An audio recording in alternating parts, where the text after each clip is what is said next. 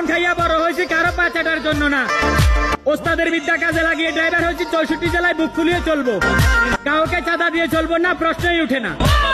একটা ড্রাইভার ইচ্ছে করে কখনো রাস্তার একটা পিঁপড়াও মারে না। রাস্তায় গাড়ি চললে ভুল ত্রুটি দুর্ঘটনা হবে, এটাই স্বাভাবিক। তাই বলে তোমরা নেতার পাওয়ার খেটিয়ে ড্রাইভারের গায়ে হাত তুলবা? না না না না না, অনেক সহ্য করেছি আর না।